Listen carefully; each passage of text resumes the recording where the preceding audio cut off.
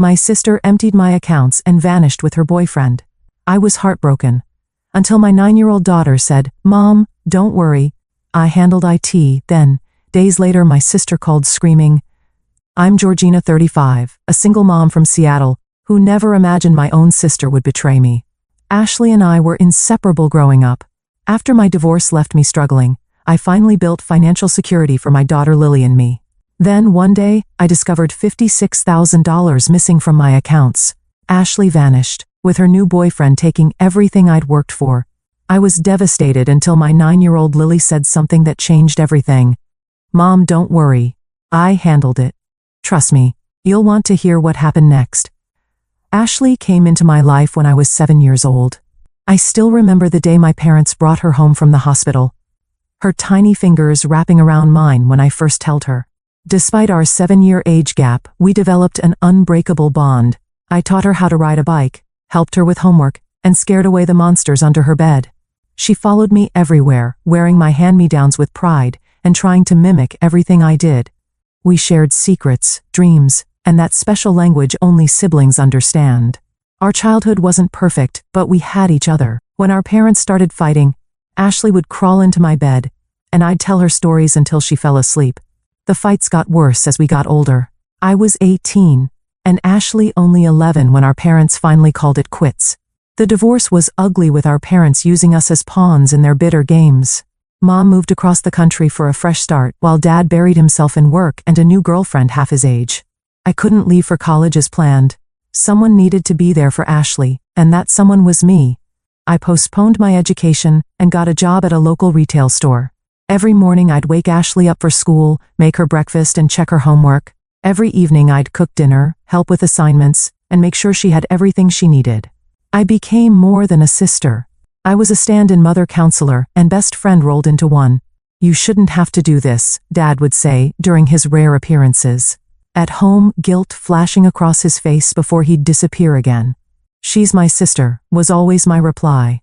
It was that simple to me. When Ashley started high school, I was working 2 jobs. My friends were graduating college while I was serving coffee during the day and waitressing at night, but seeing Ashley thrive made it worthwhile. She was smart, popular, and determined. When she got accepted to college with a partial scholarship, I felt prouder than if it had been my own achievement. "I'm going to pay you back for everything someday," Ashley promised the night before leaving for college. "Just succeed, that's all the payback I need." I told her, though, our bank account was nearly empty after buying her dorm supplies. At 25, I met Thomas. He was charming, ambitious, and seemed to adore me. Within a year we were married, and I was pregnant with Lily. For a while, life felt perfect. Ashley was doing well in college. I had a stable job as an administrative assistant at a marketing firm, and Thomas and I had a small but cozy apartment. Lily's birth was the happiest day of my life. She had my green eyes and Thomas's dimples, and I fell completely in love with her. Ashley drove 4 hours to meet her niece, bringing a handmade blanket she'd spent months knitting.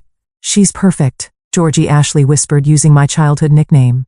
"You're going to be the best mom ever." But the fairy tale cracked when Lily turned 3.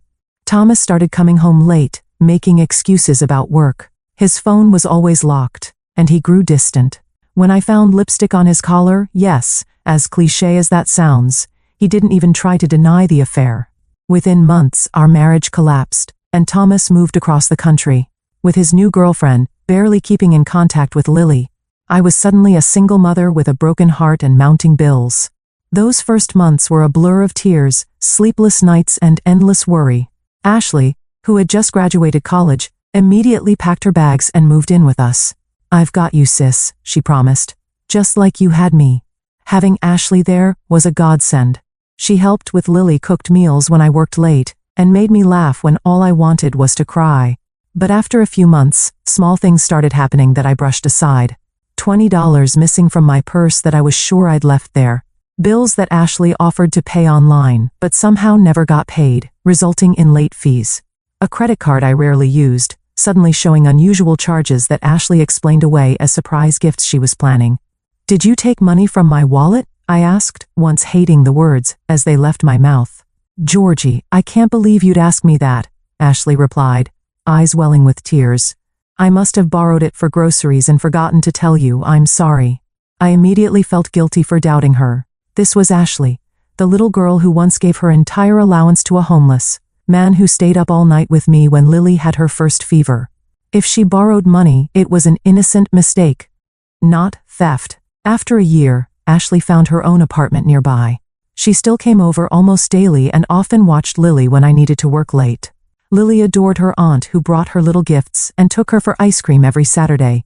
They had sleepovers where they built pillow forts and stayed up watching Disney movies. Looking back, I should have seen the warning signs, but when you love someone, you make excuses for their behavior. You create explanations that protect the image you have of them. And I loved my sister too much to see what was happening right before my eyes. 5 years after my divorce, I finally found my footing. Through night classes and countless hours of overtime, I worked my way up from administrative assistant to marketing manager. The promotion came with a substantial salary increase and better hours, allowing me more time with Lily, who was now 9, and growing into a remarkably perceptive little girl. "You're not as tired anymore," Mom Lily observed one evening as we cooked dinner together, her small hands carefully stirring pasta sauce.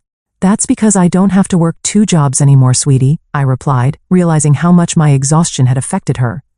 With my improved financial situation, I achieved what once seemed impossible: buying our own home. It wasn't large or fancy, a modest 3-bedroom in a safe neighborhood with good schools, but it was ours. The day we got the keys, Lily ran through every room, claiming the smallest bedroom with the bay window as her own. "We're never leaving, right, Mom?" she asked, her green eyes serious. "This is our forever home," I promised and meant it. For the first time since Thomas left, I could breathe financially. I opened 3 separate accounts with specific purposes.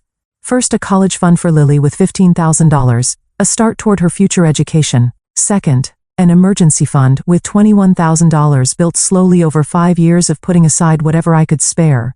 And finally, a savings account with $20,000, earmarked for a small business I dreamed of starting, a marketing consultancy I could run from home to be more present for Lily as she grew up.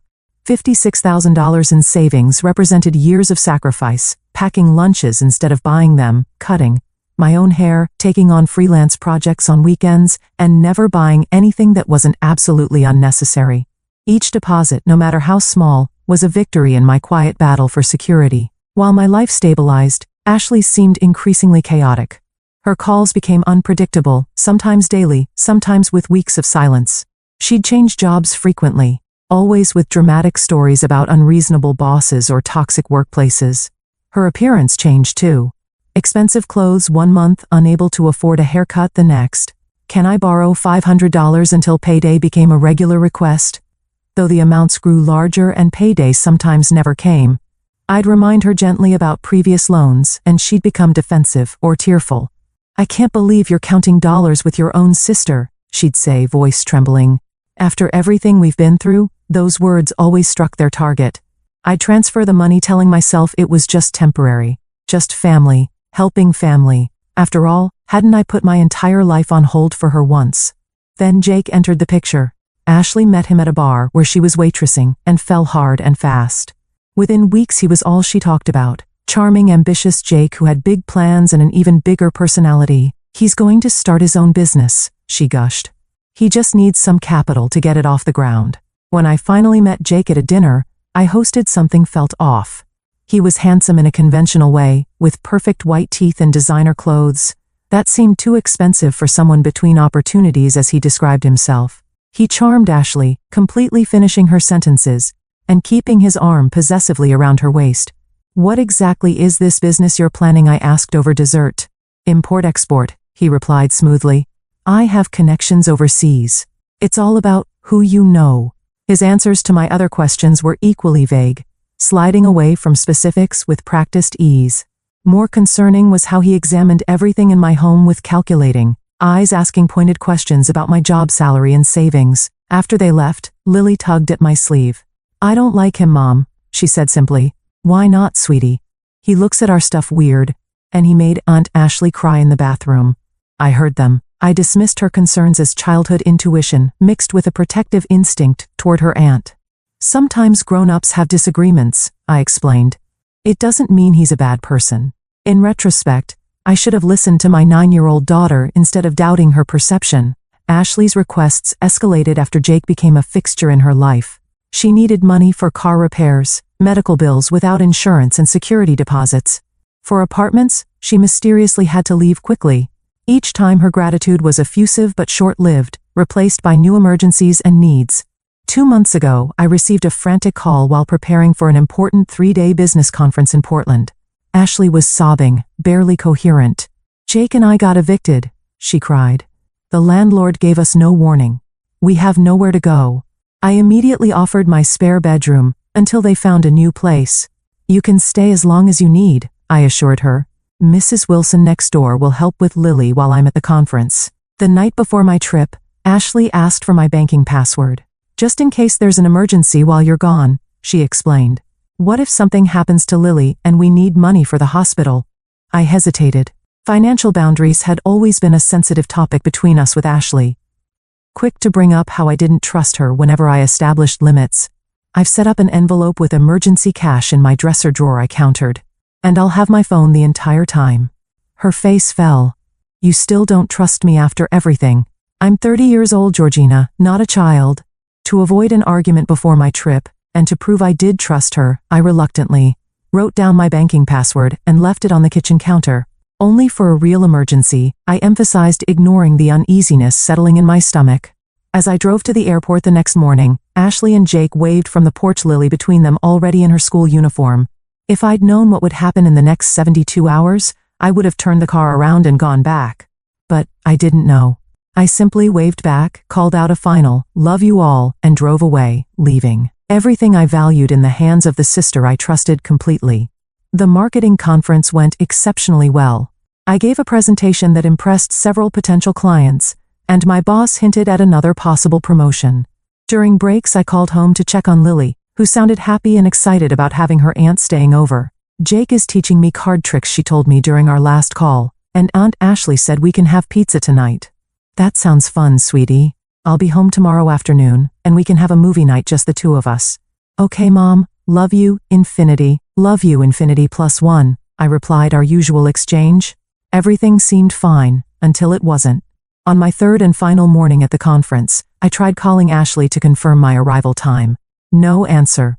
I texted assuming she was busy with Lily's school drop-off.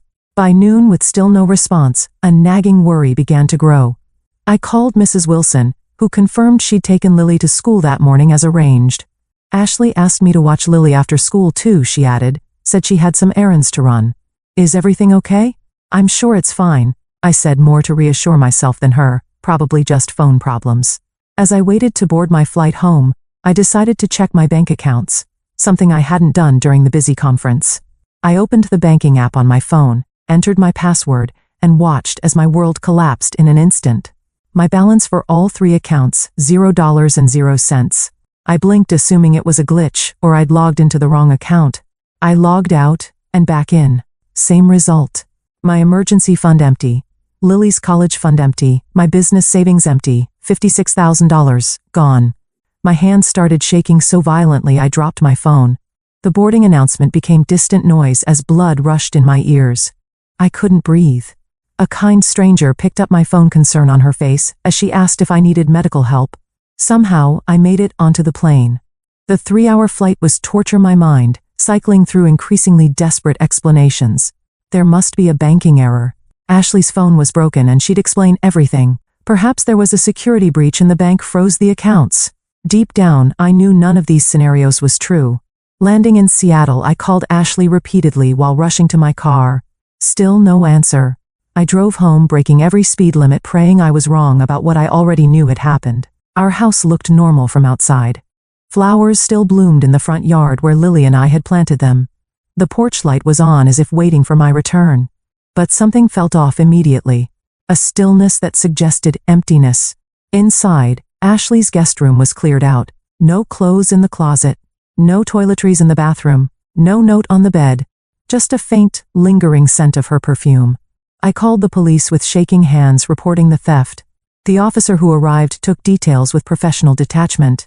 "Family fraud is unfortunately common, ma'am," he explained, typing notes into his tablet.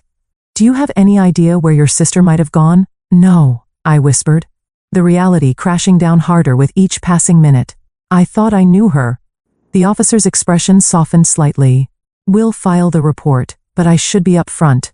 Recovery in these cases is difficult, especially with family members who know your personal information. After he left, I sat motionless at my kitchen table staring at the wall. The shock was physical. My body felt cold. My lungs unable to feel completely. My stomach twisted in knots. I'd trusted Ashley with everything. My home, my daughter, my financial security. In return, she'd taken it all. I called my neighbors hoping someone had seen something.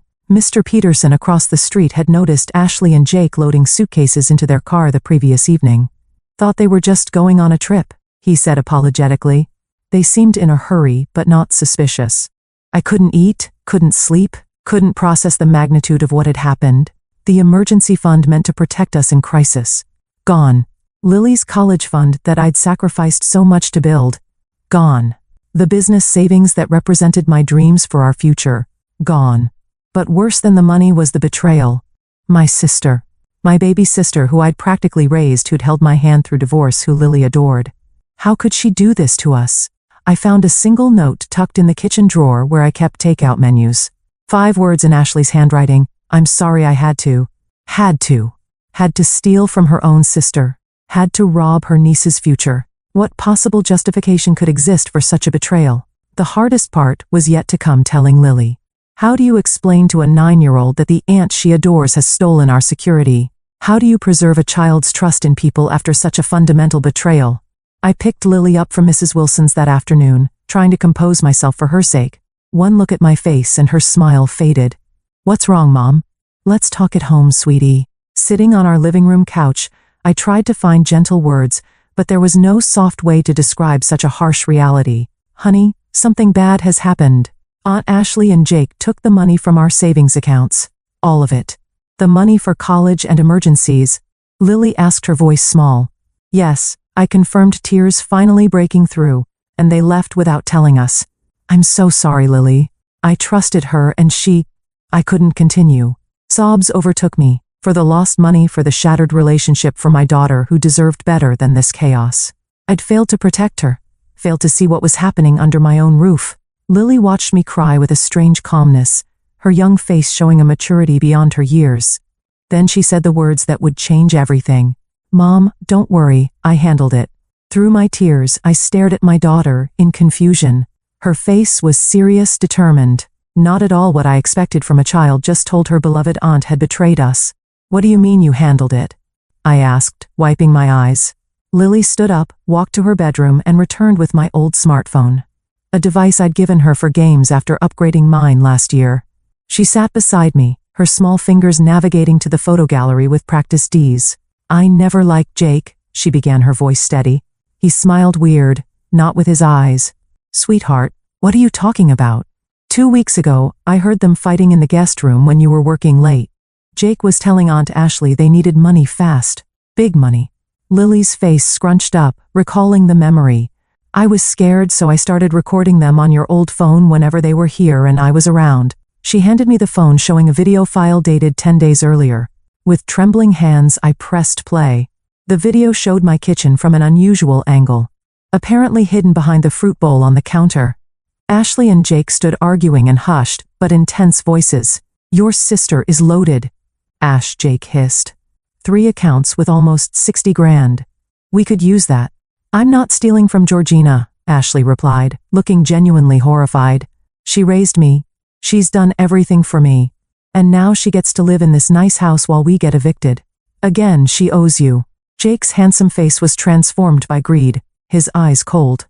Besides, it's borrowing, not stealing. We'll pay her back after my deal comes through. I watched in stunned silence as my sister shook her head, insisting she wouldn't betray me. The video ended, and Lily queued up another from the following day. This one showed a different angle. From behind a plant in the living room, I got better at hiding the phone, Lily explained, with a hint of pride. In this recording, Jake's tactics had changed. No longer demanding, he was pleating his arm around Ashley's shoulders. Baby, I'm in trouble. These aren't the kind of guys you can just tell. Sorry, don't have it. They'll find me, and it won't be pretty. His voice broke convincingly. I never told you this, but they broke my brother's legs over less money. Ashley's face showed fear. Why didn't you tell me before? How much do you owe? 50,000. I was trying to protect you from worrying. My heart sank. Jake was manipulating Ashley, playing on her sympathies. And from the look on her face in the video, it was working. There are more, Lily said, quietly scrolling through dozens of video files. I recorded everything when they were here. How did you know to do this? I asked, astounded by my daughter's foresight. Lily shrugged. From those detective shows we watch, the bad guys always talk about their plans if you listen long enough. The next video showed Jake on his phone in our backyard, speaking in a completely different tone than he used with Ashley. Yeah, I found a perfect mark, he was saying, grinning. Sister's got at least 50 grand saved up, and the best part, she trusts the girlfriend completely. We'll clean it out and be in Mexico before they know what hit them. My stomach turned. Jake wasn't just opportunistically taking advantage of Ashley. He had targeted us from the beginning. But the most revealing video was from the night before I left for the conference. It showed my bedroom filmed from what appeared to be Lily's hiding spot in the closet. Ashley was sitting on my bed, head in her hands, while Jake paced. I can't do this, Ashley sobbed. Georgina will be devastated. Jake's charming facade had completely vanished. You don't have a choice anymore, he snapped. Either she loses some money, or I tell her about Tampa. Ashley's head jerked up, face pale. You wouldn't. Try me. Your perfect sister doesn't know everything about you, does she? How do you think she'd feel knowing what you did there? The threat hung in the air. Ashley's shoulders slumped in defeat. Fine, but we're paying her back. Every cent. Sure, baby, whatever you say. Jake's smile was cold, victorious. I paused the video, mind reeling. Tampa, Ashley's never mentioned Tampa to me. There's more, Lily said, pulling out a small notebook from her pocket. I wrote down their conversation when they didn't know I was listening. Jake's real name isn't Jake, it's Daniel Wilcox. He told Aunt Ashley to never call him that, but I heard her use that name when they were fighting. I stared at my 9-year-old daughter in disbelief. While I had been obliviously trusting my sister, Lily had been conducting a thorough investigation. There's one more thing, she said, taking the phone back and opening a different app. I set up your laptop in the guest room as a security camera. I told Aunt Ashley I needed it for a school project, but I was really using that spy program you installed when you thought I was playing too many games. The irony might have made me laugh in different circumstances. The parental monitoring software I'd installed was now providing critical evidence. Lily pulled up a video showing Jake going through my desk drawers, finding the banking password I'd written down, and taking a photo of it with his phone. Later in the same video, he opened my laptop and accessed my accounts, writing down all the details. I saved everything to your cloud storage, Lily explained. So even if they took my phone, we'd still have the videos. I gathered my remarkable daughter into my arms, holding her tight. Lily, you are absolutely incredible, but why didn't you tell me what was happening? Her small body tensed against mine. I tried, Mom. I told you I didn't like Jake. I told you I heard them fighting. But you said I was just being jealous of Aunt Ashley. Shame washed over me. She was right. I dismissed her concerns, too blinded by my love for Ashley to see what was happening. I'm so sorry I didn't listen to you. I whispered into her hair. That was wrong of me. Lily pulled back, her expression serious beyond her years. It's okay, Mom. Adults make mistakes too. That's why I got the evidence. So, you'd believe me. In that moment, the roles felt strangely reversed. My child comforting me, showing wisdom while I floundered in betrayal and disbelief. What do we do now? Lily asked, practical as always. I took a deep breath, steadying myself. My 9-year-old had given us a fighting chance to recover what was stolen. Now it was my turn to be the parent she deserved. Now, I said with newfound determination, we take all this evidence to the police. And we find Aunt Ashley and Jake before they spend all our money. The next morning I called the police department and asked to speak with a detective about the evidence we had gathered. Instead of the dismissive response I'd received the day before, this time, we were told to come in immediately. Lily insisted on bringing her entire investigation kit, the phone notebook and a folder where she'd printed screenshots from key videos. Detective Sandra Johnson was a sharp-eyed woman in her 40s who reminded me of the no-nonsense teachers I'd respected most in school. She welcomed us into her office, giving Lily a genuine smile. I understand you've collected some evidence, she said, directing her words to my daughter with appropriate seriousness. Lily nodded solemnly and opened her folder. I have video, audio, and written documentation, she replied, sounding like a miniature FBI agent. Under different circumstances, I might have laughed at her formality. For the next hour, we showed Detective Johnson everything Lily had gathered. She watched the videos with increasing interest, pausing occasionally to take notes or ask clarifying questions. When we reached the video where Jake mentioned his real name, she straightened in her chair. Daniel Wilcox, she repeated, typing something into her computer. Let me check something. A moment later, she turned her monitor toward us. The screen showed a mugshot of Jake, or rather Daniel, looking significantly less polished than the charming man who'd entered our lives. Daniel Wilcox has quite a record, Detective Johnson explained. Fraud, identity theft, confidence schemes. He's wanted in 3 states for similar scams, targeting women usually through their female relatives or friends, gaining access to finances, then disappearing with the money. He's done this before. My voice sounded hollow even to my own ears. Many times, his specialty is finding vulnerable women, gaining their trust, then using them to access their family's resources. Her expression softened slightly. Your sister isn't the first to fall for his manipulation, Mrs. Taylor. Can you find them? Lily asked, leaning forward anxiously. With this evidence, absolutely. We can put out alerts, freeze accounts, and coordinate with other jurisdictions. Detective Johnson looked directly at Lily. You've done exceptional work here, young lady. Most adults wouldn't have been this thorough or quick thinking. Lily beamed with pride, sitting up straighter in her chair. We'll need formal statements from both of you, the detective continued. And I'll want copies of all this evidence, but I'm confident we can build a solid case. As we left the police station, I felt the first stirrings of hope. The money might still be gone, but at least Ashley and Jake Daniel wouldn't simply get away with it. 3 days later, Detective Johnson called with news. They traced activity on my credit card to a hotel in Las Vegas. Local police were preparing to make an arrest, but they needed me to confirm certain details first. We believe they've already spent a significant portion of the money she warned me, but we might be able to recover whatever's left. That evening, as Lily and I were eating dinner, my phone rang with an unfamiliar number.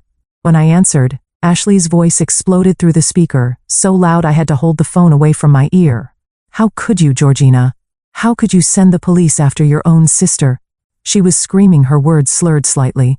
They arrested Jake at the casino. They're outside our hotel room right now. I put the phone on speaker, so I wouldn't have to hold it, my hands suddenly shaking. You stole $56,000 from me, Ashley. From your niece. What did you expect me to do? He needed the money. They were going to hurt him. You have no idea what you've done. What I've done. The absurdity of her accusation broke something inside me. You emptied my savings accounts. You took Lily's college fund. Jake said we'd pay it back. It was just temporary. I laughed bitterly. Is that what he told you while he was planning your escape to Mexico? While he was calling you his perfect mark? There was a moment of silence. What are you talking about? Your boyfriend is a con man, Ashley. His name isn't even Jake. It's Daniel Wilcox. He's wanted in 3 states for scamming women exactly like you. You're lying, she hissed, but uncertainty had crept into her voice. The police showed me his record. This is what he does, Ashley. He finds women, uses them to access their family's money, then disappears. You're not special to him. You're just a tool. Shut up, she screamed. You're jealous because someone finally loves me more than they love you. You've always had everything. The nice house, the perfect daughter, the successful career. What do I have? Nothing. Her words hit me like physical blows. Was that really how she saw our relationship, as competition? I put my entire life on hold for you, I said quietly. I gave up college to raise you. I've bailed you out financially more times than I can count.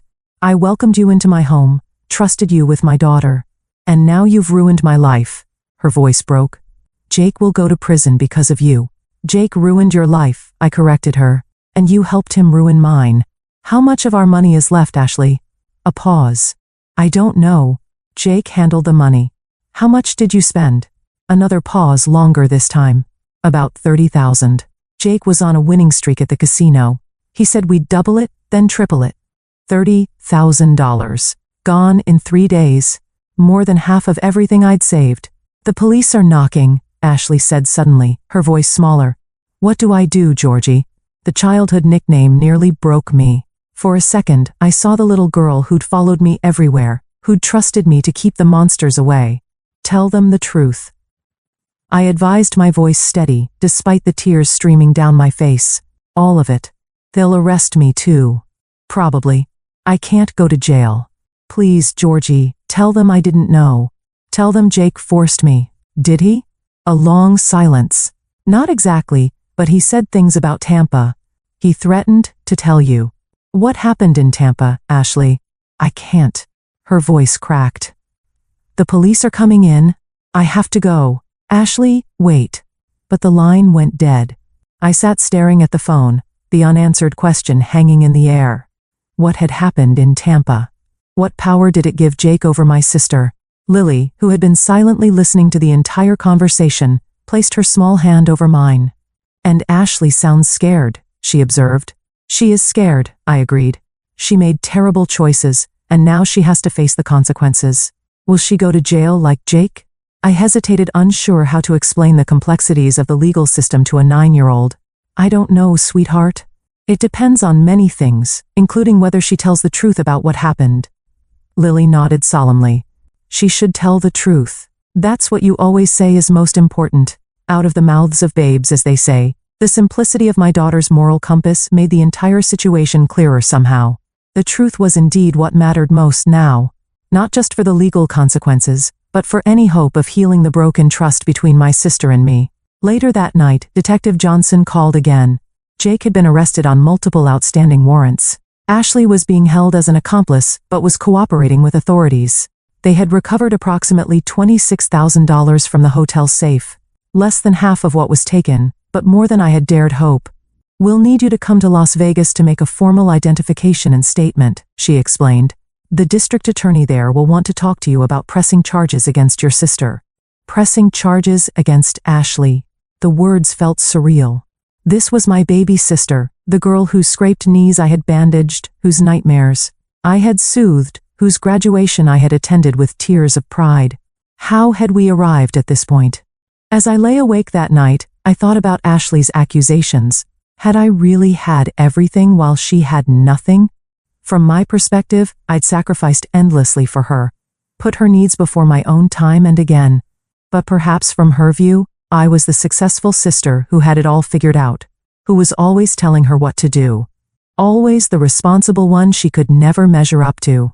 The truth is always probably lay somewhere in between, but understanding her perspective didn't excuse what she'd done.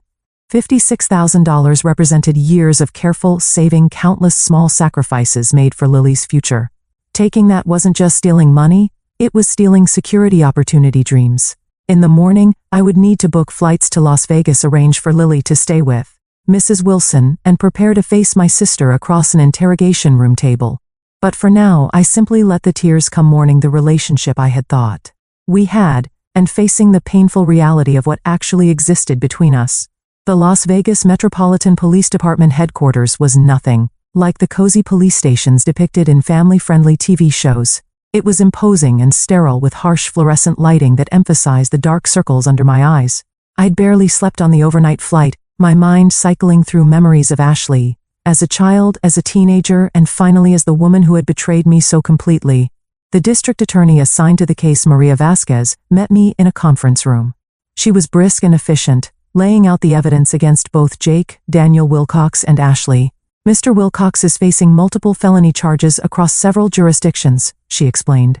Given his prior convictions, he's looking at significant prison time. Your sister's situation is more complicated. Complicated, how? I asked, cradling the department-issued coffee that tasted like it had been brewing since last week. She's a first-time offender, and she's cooperating. She claims Wilcox manipulated and threatened her, which may be partially true based on his history. However, the evidence your daughter collected clearly shows she ultimately made a conscious choice to participate. My chest tightened at the mention of Lily's evidence. My 9-year-old's detective work was now part of a criminal prosecution. What are her charges? Grand theft, fraud, identity theft, though the last one might not stick since she was authorized to be in your home. She's looking at up to 5 years, potentially more, with aggravating factors. 5 years. My sister in prison until she was 35. The thought made me physically ill. Is there any alternative? I asked hesitantly. Ms. Vasquez studied me thoughtfully. You're considering not pressing charges? I don't know, I admitted. She's my sister. We grew up together, I practically raised her after our parents divorced. Family fraud is the hardest kind. Ms. Vasquez said, her professional demeanor softening slightly. But it's also the most damaging. Your sister betrayed your trust in the most fundamental way. I know. However, she continued, there is one possibility. If your sister agrees to testify against Wilcox and provides information about his other criminal activities, we could potentially offer a plea deal with reduced charges. What would that look like? Possibly 18 months in a minimum security facility, plus probation and restitution orders. But that depends entirely on how valuable her testimony is and her level of cooperation. 18 months still seemed an eternity, but it was better than 5 years. And restitution meant she would eventually have to pay back what was taken. Can I see her? I asked. Ms. Vasquez made a phone call, and 30 minutes later I was led to a small room with a metal table bolted to the floor. When they brought Ashley in, I barely recognized her.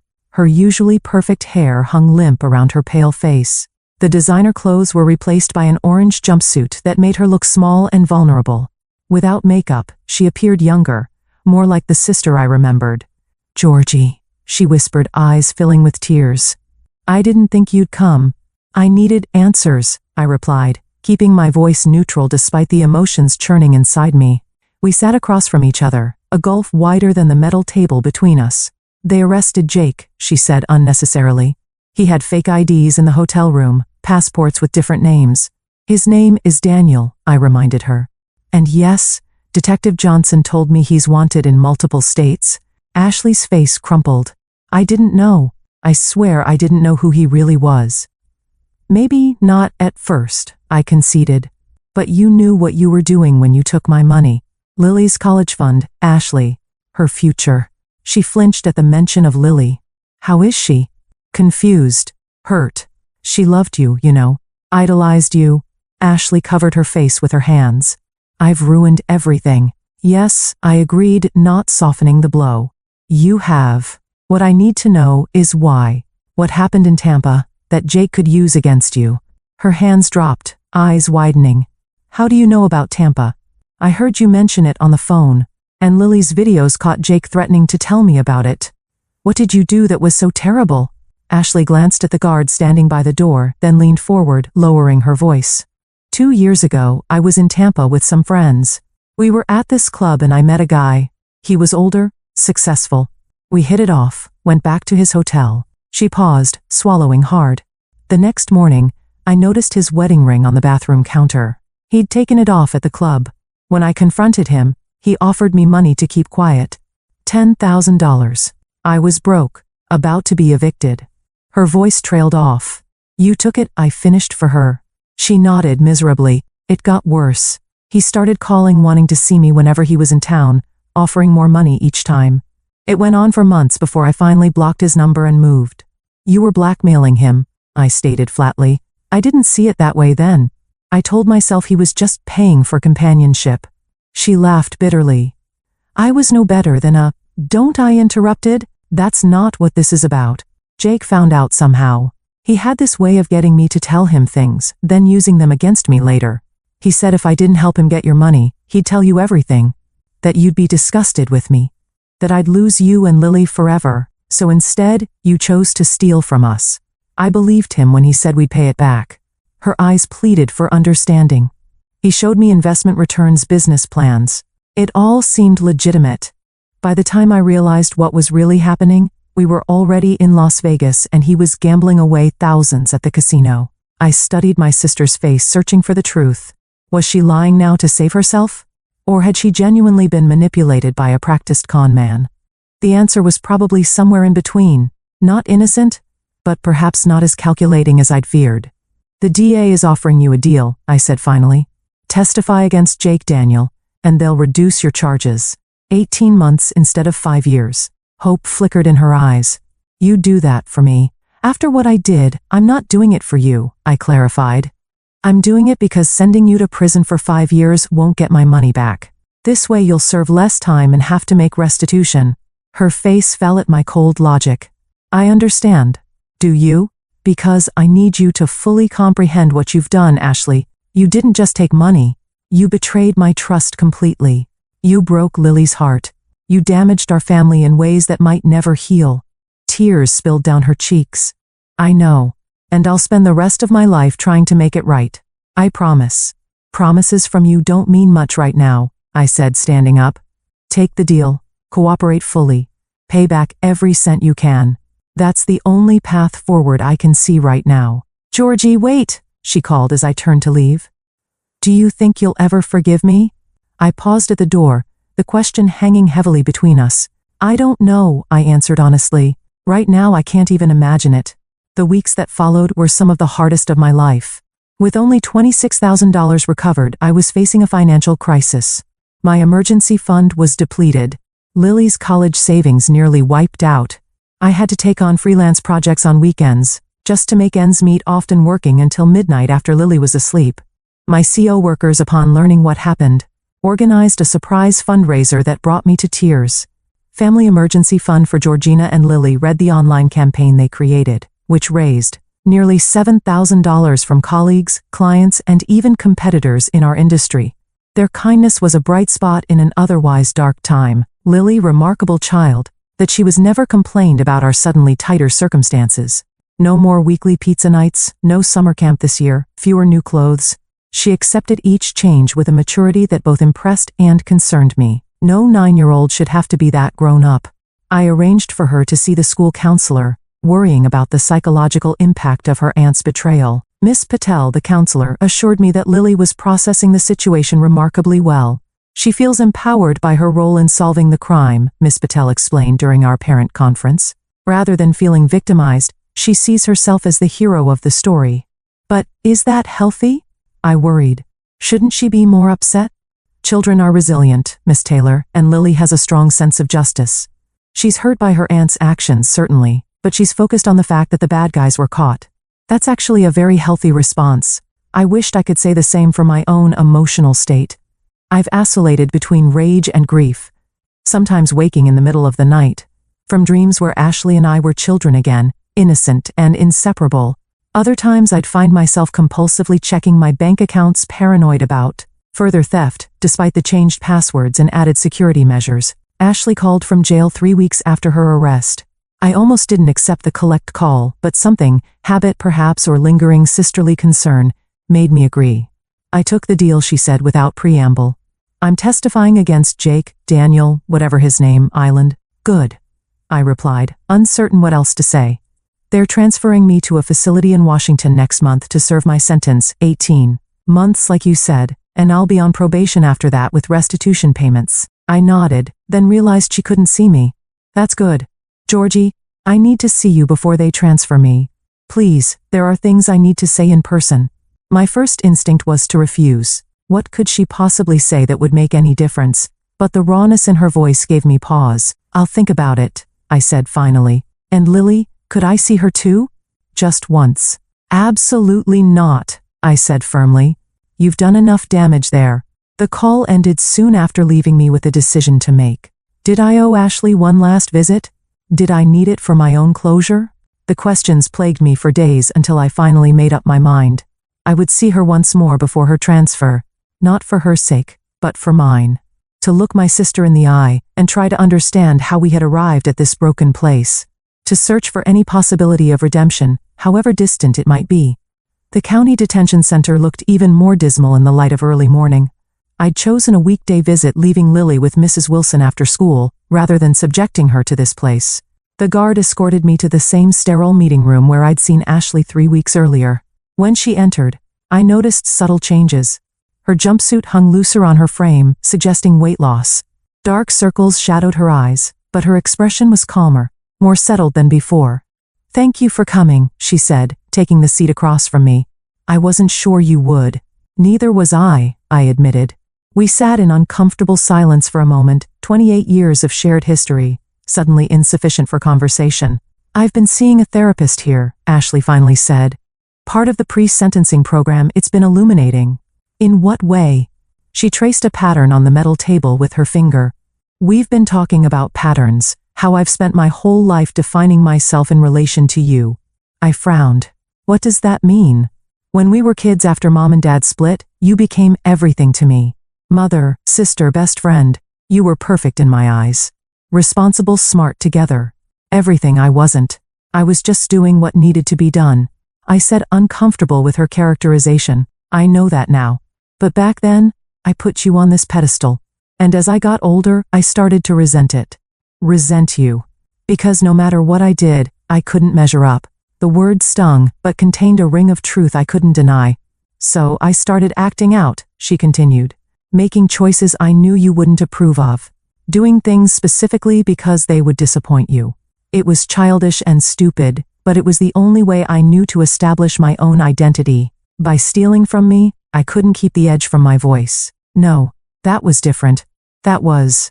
She paused, seeming to wrestle with herself. That was the culmination of years of bad decisions. Of choosing men who were exciting but terrible for me. Of wanting shortcuts to the stability you had worked so hard for. I studied my sister's face, seeing glimpses of the little girl who had followed me everywhere, mixed with the troubled woman she had become. When I met Jake Daniel, I thought he was different. Charming, ambitious, interested in me for myself rather than what I could do for him. I was so desperate to be loved that I ignored every red flag. There were many, I noted dryly. So many, she agreed with a sad smile. But the biggest one was how he drove a wedge between you and me. How he isolated me from the one person who had always been there for me. Classic abuser tactic. I said, remembering articles I'd read about relationship manipulation. My therapist said the same thing. Ashley leaned forward, her eyes meeting mine directly. Georgie, what I did was inexcusable. I'm not asking for forgiveness. I haven't earned that. But I need you to know that I am genuinely deeply sorry. Not just for the money, but for betraying your trust. For hurting Lily. For throwing away everything you did for me. The sincerity in her voice caught me off guard.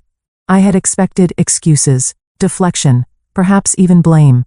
Instead, I was hearing what sounded like genuine remorse. The money, I began. I'll pay back every cent, she interrupted.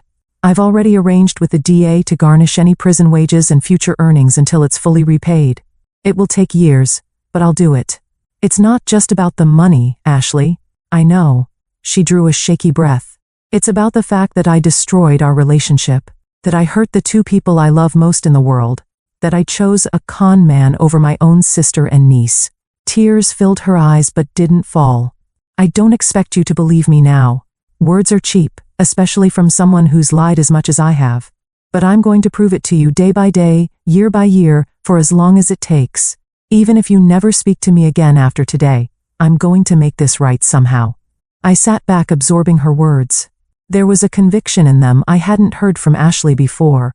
Not the desperate promises of someone trying to escape consequences, but the measured determination of someone facing them head on. Jake goes to trial next month, I said, changing the subject slightly. Will you testify? Yes, about everything.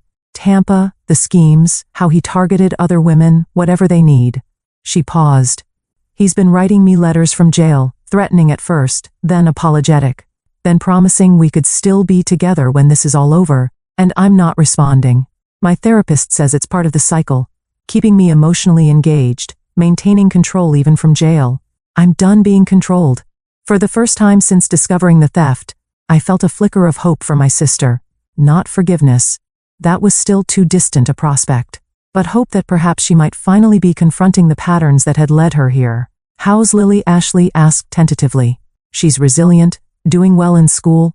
The counselor says she's processing everything in a healthy way. I hesitated, then added, she asks about you sometimes. Ashley's eyes widened. She does. She wants to know if you're okay, if you're sorry for what you did. And what do you tell her? The truth, that you made very bad choices that hurt a lot of people, and now you have to face the consequences. But that yes, I think you are sorry. A tear finally escaped, tracking down Ashley's cheek. Thank you for that, for not painting me as a monster to her. You're her aunt. She loves you despite everything. Children have an amazing capacity for love, even when adults don't deserve it. Will I ever see her again? The question was barely audible. I don't know, Ashley. That depends on many things. On you, on her, on how the next few years go. I won't force her either way when the time comes. She nodded, accepting this uncertain future as the best answer I could give.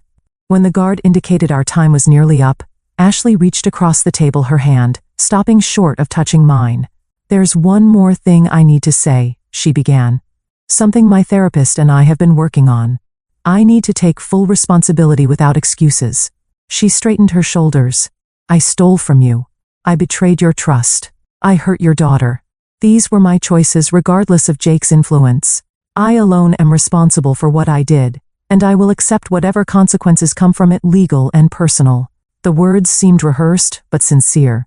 A therapeutic exercise transformed into genuine accountability. Thank you for saying that, I said quietly. It matters. As I stood to leave, Ashley remained seated, hands folded in front of her. Will you write to me? She asked. Just occasionally. Let me know how you and Lily are doing. I paused at the door. I'll think about it. It wasn't a promise, but it wasn't a refusal either. For now, it was all I could offer. True to her word, Ashley testified against Jake the following month. His trial revealed a pattern of crime spanning nearly a decade, multiple identities, countless victims, hundreds of thousands of dollars, stolen from vulnerable women and their families. With Ashley's testimony and evidence from other victims, he was sentenced to 12 years in federal prison. Ashley began her 18-month sentence at a minimum security facility in Washington state. True to her words, she wrote regularly. Letters I didn't answer at first, then began to read, and eventually, months later, started to reply to with brief updates about our lives. The healing process was slow and painful. Some days the anger would return full force, especially when financial stress hit hardest. Other days I'd find myself missing the sister I thought I had, the person I'd believed Ashley to be before the betrayal. Therapy helped, both for Lily and for me. So did time. The sharp edges of betrayal gradually dulled, not into forgiveness exactly, but into a kind of acceptance. What had happened couldn't be undone. The question was how to move forward. 1 year after Ashley's arrest, our lives had found a new normal. I'd received a significant promotion at work, partly due to a major client I'd brought in through one of my weekend freelance projects. Lily was thriving in school, her brief detective career having sparked an interest in computer science and technology. She joined a coding club and spent hours creating simple games and programs. The restitution payments from Ashley's prison job were small but steady. Combined with what had been recovered initially, and my increased salary, we were slowly rebuilding our financial security. It would be years before we fully recovered, but the acute crisis had passed.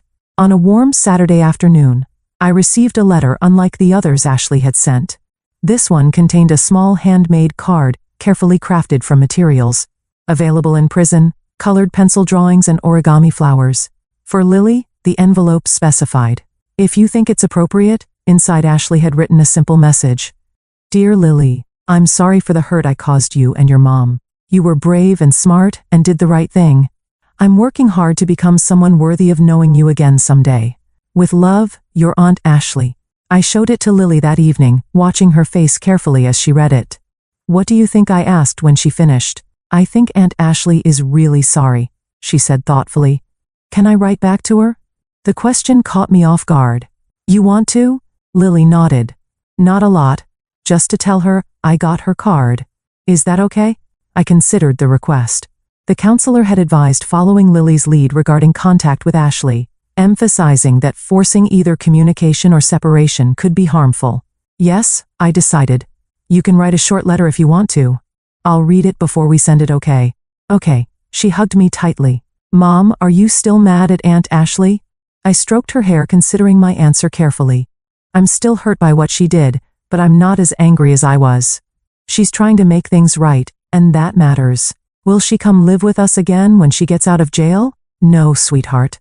That won't happen, but maybe someday we might see her occasionally, in a public place with supervision at first.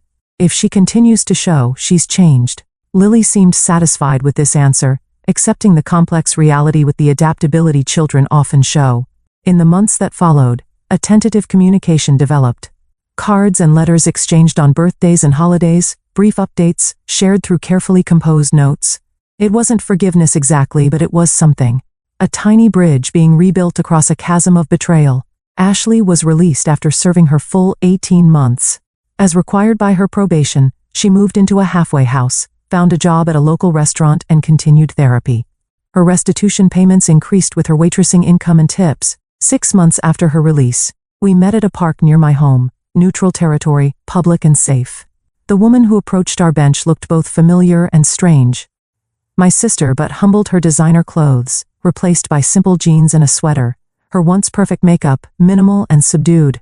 Our conversation was awkward, halting, filled with the weight of everything that had happened. Lily, more resilient than either of us, broke the tension by showing Ashley her latest coding project on a tablet, the simple game she'd created, where a detective character collected clues to solve mysteries, brought surprise laughter from all of us. That meeting didn't magically restore our relationship. Nothing could erase the betrayal, or instantly rebuild trust, shattered so completely. But it was a beginning, a tentative step towards something new, not the blind trust of before, but a cautious, eyes-wide-open connection, built on accountability rather than obligation. Through this painful journey, I learned lessons I never expected: that sometimes the people closest to us can cause the deepest wounds, that forgiveness isn't a single decision but a daily choice, that boundaries aren't selfish but necessary for healthy relationships, and most importantly, that listening to a 9-year-old's instincts might be the wisest choice of all. I also learned that family isn't defined by unconditional acceptance of harmful behavior, but by the courage to hold loved ones accountable while leaving room for genuine change. True love sometimes means walking away until healing can happen, for both parties. Today, 3 years after that terrible discovery, Ashley and I speak monthly. She's making steady restitution payments and building a new life, modest but honest. Lily sees her occasionally, always with me present. Trust returns in microscopic increments, earned through consistent actions rather than promises. I sometimes wonder what would have happened if Lily hadn't been so observant, so brave, so determined to protect us. Would Ashley have eventually returned on her own? Would she have recognized Jake's manipulation without the legal consequences that forced her to confront reality? Would I have ever learned the truth about my sister's resentment and jealousy that fueled her choices? I'll never know, but I do know this. The greatest wisdom sometimes comes from the most unexpected sources, like a 9-year-old who saw what I couldn't see and acted when I wouldn't. Have you ever experienced a moment when a child's perception cut through adult blindness to reveal an uncomfortable truth? And as this story quietly slips away into the shadows of your mind, dissolving into the silent spaces where memory and mystery entwine, understand that this was never just a story. It was an awakening, a raw pulse of human truth wrapped in whispered secrets and veiled emotions. Every word a shard of fractured reality, every sentence a bridge between worlds seen and unseen, between the light of revelation and the dark abyss of what remains unsaid. It is here, in this liminal space, that stories breathe, their most potent magic, stirring the deepest chambers of your soul, provoking the unspoken fears, the buried desires, and the fragile hopes that cling to your heart. Like fragile embers, this is the power of these tales. These digital confessions whispered into the void, where anonymity becomes the mask for truth, and every viewer becomes the keeper of secrets too heavy to carry alone. And now, that secret, that trembling echo of someone else's reality, becomes part of your own shadowed narrative, intertwining with your thoughts, awakening that undeniable curiosity, the insatiable hunger to know what lies beyond, what stories have yet to be told, what mysteries hover just out of reach, waiting for you to uncover them. So hold on to this feeling, this electric thread of wonder and unease, for it is what connects us all across the vast unseen web of human experience. And if your heart races, if your mind lingers on the what-ifs and the maybes, then you know the story has done its work, its magic has woven itself into the fabric of your being. So before you step away from this realm, remember this: every story you encounter here is a whispered invitation to look deeper, to listen harder, to embrace the darkness and the light alike. And if you found yourself lost, found yourself changed even slightly, then honor this connection by keeping the flame alive. Like this video if the story haunted you, subscribe to join the fellowship of seekers who chase the unseen truths, and ring the bell to be the first to greet the next confession, the next shadow, the next revelation waiting to rise from the depths. Because here, we don't merely tell stories, we summon them, we become vessels for the forgotten, the hidden and the unspoken, and you, dear listener, have become part of this sacred ritual.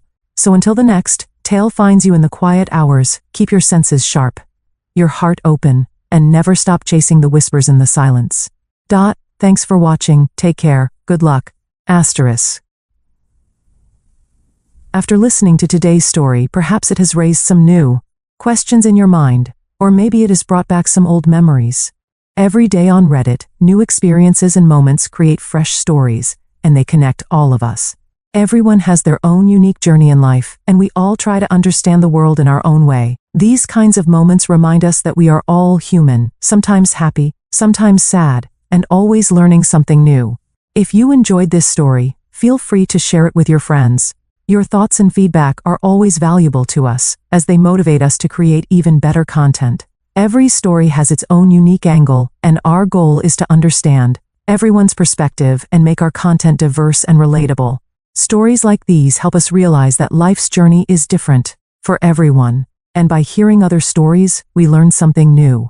You can also share your own stories with us. Your experiences are valuable to us as well, and if you enjoyed this video, please leave your feedback. We aim to create content that brightens your mind and gives you new ideas every time.